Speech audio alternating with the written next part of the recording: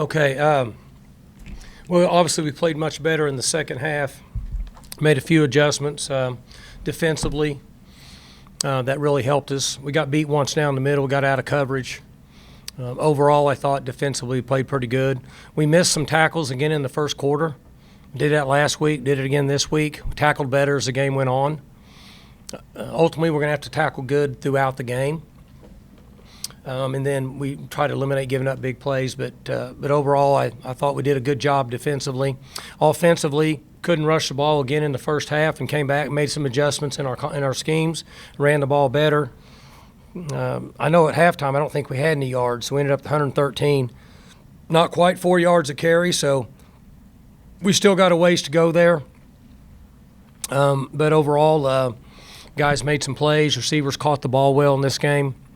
Improved a lot in that area. Had a few protection issues at times we need to get cleaned up.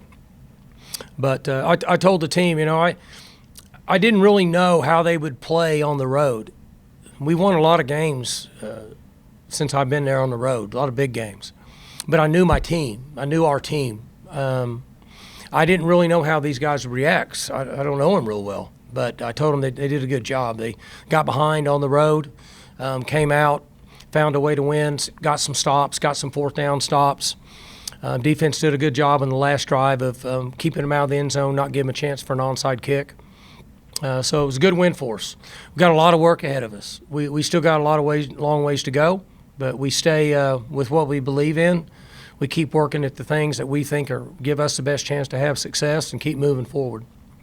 What was different first half, second half in the run game? We changed concepts a little bit. We went from a little bit of an outside mid-zone to more of an inside zone. We were having problems. The backside backer was running through on us. We couldn't get to him. So we changed our scheme up a little bit. Mike, is there anything new you learned about your quarterbacks tonight? I thought they all played good. Without watching tape, I thought they all played pretty good. The order they came out in was different this week. What went into the way to start Bowman? We just rotate them through. Like Rangel was up, Bowman was up, Gunner was up. So now we put Bowman up, Gunner up, and Rangel up. Just like in kindergarten, single file. You think you'll keep that up at least one more game? Mm-hmm. Just watching them play, thought they all played pretty good. Just offhand, Bowman got pressured some. Gunner got pressured, I think, quite a bit. Rangel, a time or two. The last time we caught him in an all-out blitz and free released the back, and Dunn had a heck of a call there. Great call for us. And Garrett did a really good job of gaining some ground and some depth, putting a little air into the ball and getting out there to Presley. Looks like you got Preston Wilson back out there for a little bit today. What did you like or not like about the offensive line today? Well, without watching tape, it's really not fair. I know the backside backer was creating problems for us on a run-through. And then earlier we weren't as physical at the point of attack at the strong side. And that's when we made some adjustments. In the second half, again, without watching on tape, we ran the ball good enough for the rest of the year. If we can run like that in the first half and second half of the upcoming games, we'll be fine. What would you do different in terms of the inside zone you talked about? Yeah, so Why was it so easy to adjust? Is that not Yeah, something you do before the halftime? we probably should have, to be honest with you, but the way we block certain plays, we're asking the backside guard to cut off that backer. And if we change the aiming point, the backside guard doesn't have to cut that backer off anymore. We're moving more toward him instead of away from him. It was the biggest adjustment that we made. Defensively last week, you stayed in base pretty much the whole game. You did a couple of different things this week. Did you like what you saw out of the different things you guys did? We did some different stuff tonight. We played quite a bit of even front. We played odd, but we played even. Mixed it up. Ultimately, that's where I'd like to get to. I don't want to do too much. I want to be good at something, but we played odd front and we played even front. It allowed CO to get on the edge and become more of a factor. You guys are up there watching. It's hard for me to see a lot, but it felt like to me he was more of a factor on the edge in this game than he was in the last game. And again, I'm not watching the tape. I'm just kind of seeing it from ground level. Mike, you guys had 3 really big stops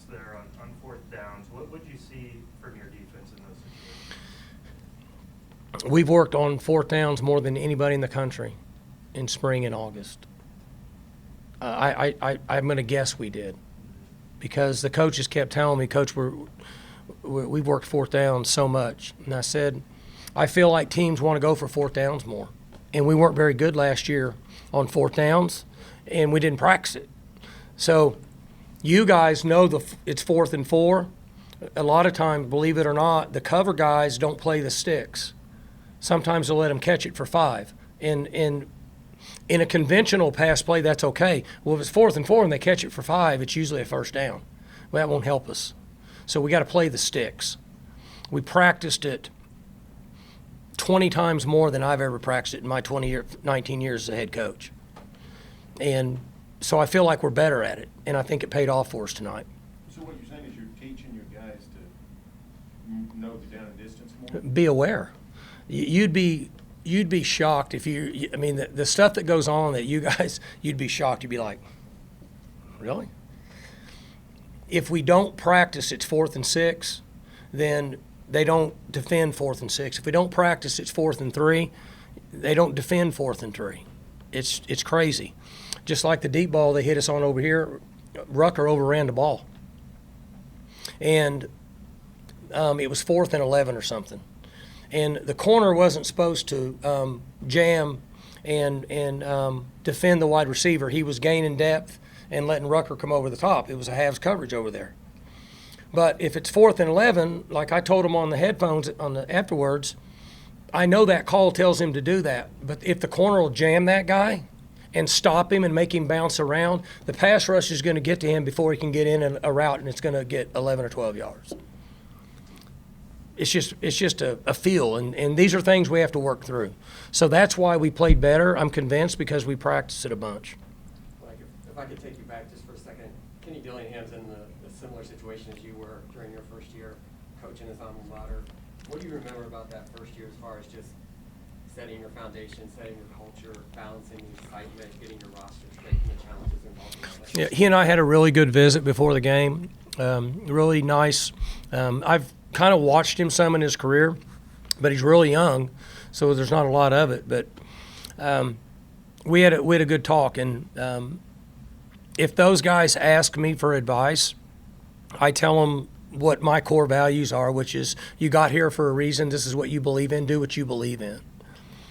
And it does take a little time. My first year was ugly. It was ugly because I'd changed a lot of roster and trying to figure out who we were, and I wasn't any good at what I was doing as a head coach, and it was a mess. And then you start to figure it out a little bit. I welcomed him into the league, told him I was excited for Arizona State to be a part of the Big 12 Conference, and I'm glad that they made it in. And look forward to playing. I'm not looking forward to playing as quarterback for 3 more years. I watched him warm up, and he can spin it. I mean, once he figures out what he's doing, could be an issue for people. How'd you feel you guys contained him today? Pretty good. He got out a time or two, but overall, I thought we did a good job of containing him. He up and undered us a few times, and that's going to happen some with a guy like him. You're not going to contain him all the time. As soon as you don't rush and worry about contain, he's standing back there. Then as soon as you're out of control, then he up and unders you. There's got to be a happy medium. It's the guy that just got the big contract for the Niners, the defensive end. I don't know his name. Good player. Yeah, the guy that just got the big contract. When you watch him, I watched a bunch of his stuff. He takes that perfect angle, and if he doesn't think he can get around the tackle, he drops his hips and picks the tackle up, dumps him in the quarterback. He doesn't just run out of control. He understands that gray area, and I know he's the best in the world at it, but he does it the right way. He's fundamentally very, very sound, and that's what we have to do when we play these athletic quarterbacks. You can't just be out of control, and I thought we did a better job of that. You talked about missed tackles last week. What'd y'all do this week in practice to Tackled. We tackled in practice. We'll tackle this week. We had them. I know of twice on 3rd down the first half we had them if we missed tackle, right? And one time it was 3rd and I think 9, and both linebackers missed. So we got to get guys down. We got to get them down, and they know that. Okay, we just need to work it. Part of that is on me because we didn't tackle very much, but we're tackling now, and that should get a little better each week. Mike, did you, how upset or worried were you when you guys had first and goal and took the delay and ended up having to kick a field goal that kept Yeah. it a one-possession game?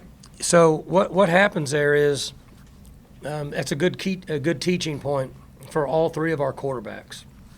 Okay, when all that mass transit's going on, and you can't tell if you're supposed to snap the ball or not, you can turn around and look at the white hat. And if the white hat's doing this, you can't snap it. If the white hat's doing this, it's game on. There was 3 times tonight when the white hat was doing this, we could have snapped the ball.